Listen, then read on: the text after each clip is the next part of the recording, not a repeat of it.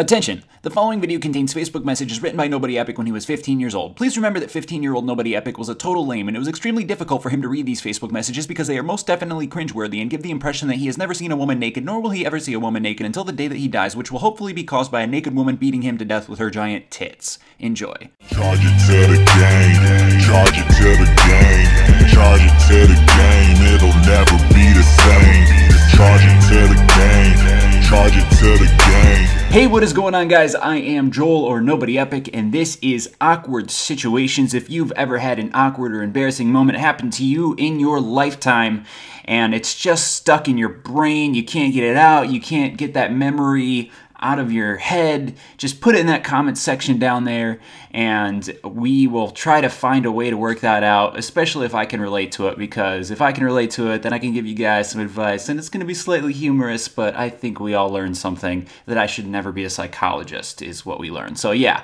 that's that. If you like that music that started playing before I went talkie with my mouth, that was Charge It to the Game by The Spectators, brand new track off their brand new album, which comes out a week from today, The Parlay. Very excited about that. They are going to be coming home to my home state of Michigan to start their tour, and I put the link to the pre-order link to their album and the tour link in the description. If you're a fan of The Spectators, like obviously I'm a fan of them, they're my friends.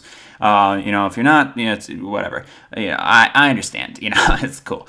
Not everybody likes all music. You know, what the fuck's up with the Taylor Swift bitch? Anyway, she's not a bitch.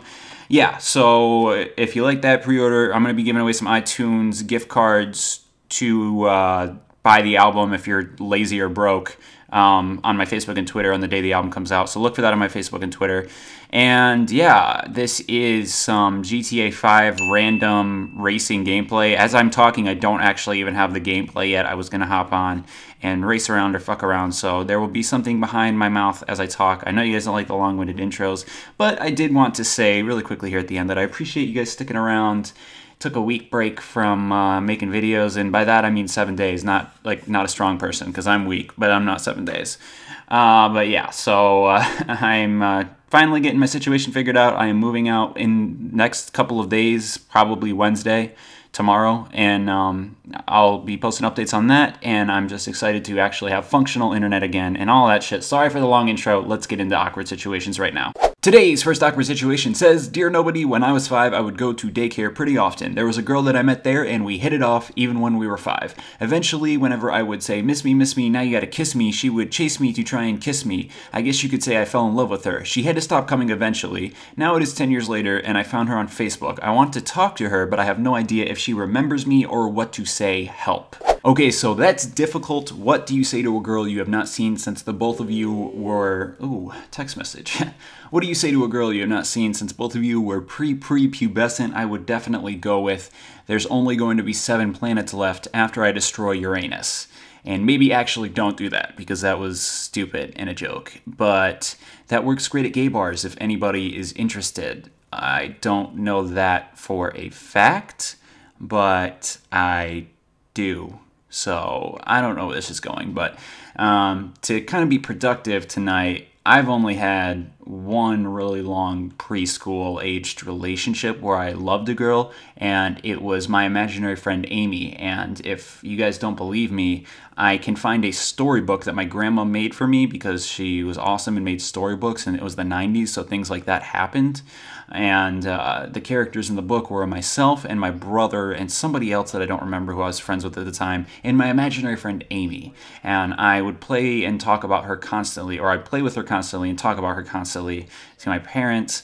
And I also had night terrors as a child, and I also did not play with my toys physically. I did not move them. I would sit in the toy room and hold one toy, which was a Val Kilmer action figure without the Batman gear on. You can Google him. He played Batman in a Batman movie, Val Kilmer. But I would hold that and just sit there and think for hours.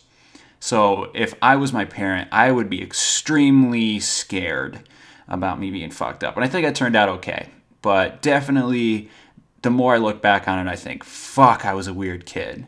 So glad that everything worked out and I have a normal job where I do normal things with my 23-year-old life. Okay, not really, but better than the fingering my imaginary friend thing. I don't know, just kidding. We didn't do that. I could never get her invisible pants off. But what I wanted to do today was go through my social media account, because the internet's a crazy thing. It allows you to connect with people that you might not have the guts to talk to otherwise, or that you did not talk to anyway. So what I'm going to do, this is really embarrassing. I'm glad I thought of this idea. I created my Facebook account in September of 2006. I was 15, the same age as you. I was going to turn 16 the next month in October. But I was 15 years old. Pretty much every message I sent was to a girl because I thought I was so great with my words. So I'm going to post some of these on the screen so you can see them. I'll read them so you can see how much of a Mac I was and try to learn from this. This is what I said to one female. LOL, IDK what it means to poke you, but I did it gently though because I don't want to hurt you. And in case you were wondering, there was no reply to that. This is to the hot girl that lived down the street. In all caps, OMG, you are the bestest neighbor in the world, or in the whole wide world, rather, with 5 exclamation points, maybe 6. I want you now with 6 exclamation points, possibly 7. So no reply to that as well. I was a fucking creep. I was friends with that girl though, but she must have just been busy. This one was to a girl that was older than me.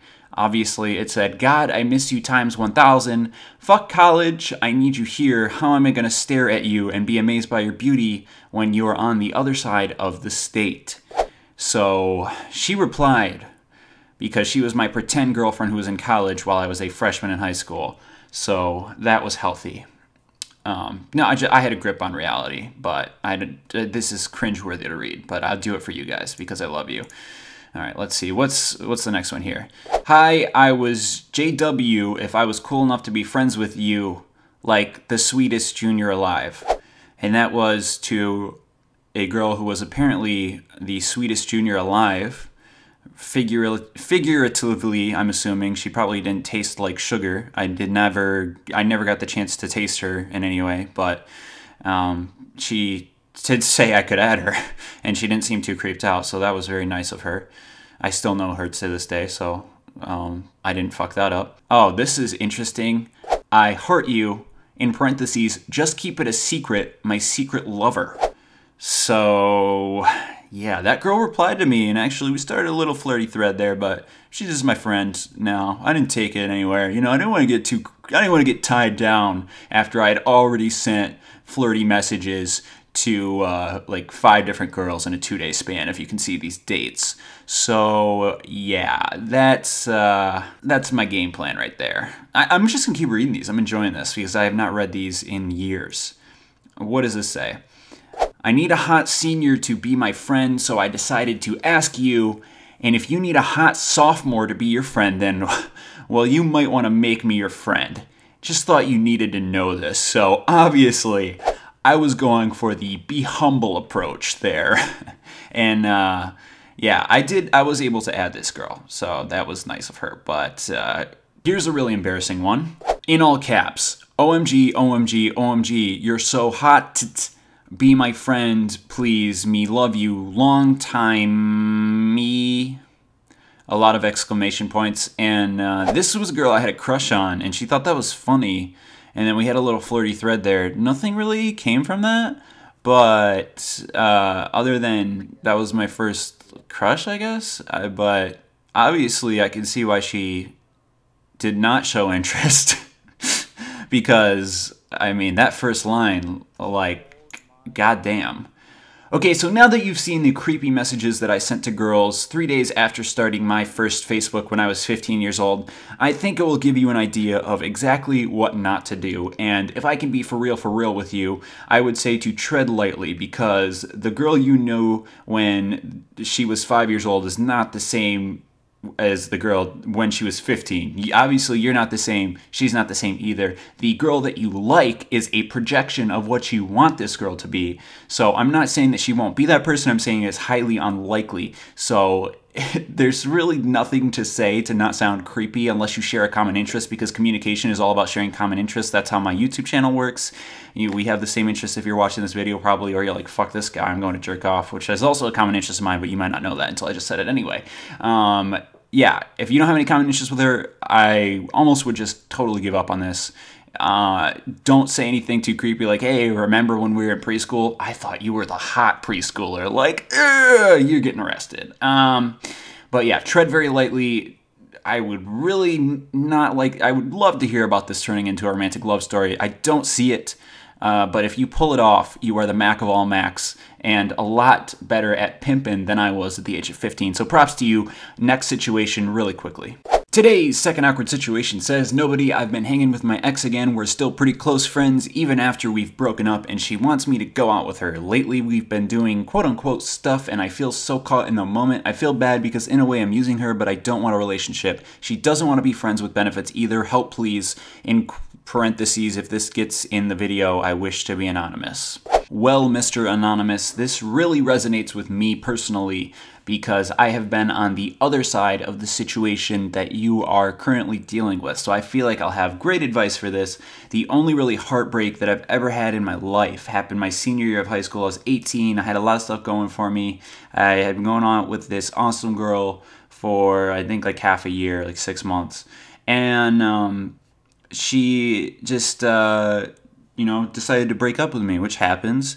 I'm still friends with her now. It took a while to get over stuff, but awesome person, and just wanted to go a different direction. And I was going off to college too, so I don't know what my expectations were of where a relationship could go when I was about to leave the town for a long period of time. It happens, but it has to be a special situation because she was younger than me, so she was not going to college. But anyway, so that happened, and then there was like some friends with benefits stuff a little bit afterwards, and after a couple of months, and I thought that was great. And I am in the mindset of what this girl that you're with is in right now, or I've had the mindset rather. I'm not in it right now. You think it's like that person that you were doing this to thinks that you're going to get back together probably. And that is what is in their mind. Even if you're not in a relationship now, that the expectation is it's going to come back to a relationship and there's going to be a happy ending. And from what you were saying, there is no happy ending. And as soon as possible, she needs to know that there's not a happy ending, because the longer that you lead her on, the more you are going to mentally damage her when you ultimately have to cut her loose. And I would suggest doing that as soon as possible. Obviously, it's going to hurt her. I don't know if it's going to hurt you too much. But please, for her own mental sanity, let her get on with her life and you'll get on with yours, and you'll both meet new people. But just knowing what that feels like, it's a very, very terrible feeling. So definitely try to cut it loose, and you're gonna have to be jacking it for a few months if you want to borrow some accounts to some certain websites that I may or may not have. You can hit me up with a message, Mr. Anonymous, and we'll work something out. But don't mess around with that girl anymore. Awkward Situations is over for the day. Please write your awkward situations in the comments, and if you can figure out how to upvote them, please do. Fucking Google Plus, suck my dick. I don't know. We'll get through this. I like doing this series, and I want to keep doing it. So hope you all have a great day. Finish out those classes strong, and winter break time. Yay. Okay. Peace. Damn, I'm a loose cannon these days. Success got me juiced up. Got a few people hang around me I ain't never seen, and a couple things I ain't used to. Gotta get a grip for the kid slip. Drop the ball to come up's a process, not to fall. But I never got shit when I shopped them all. Now I couldn't choose a fit, so I copped them all. That's ballin' to me.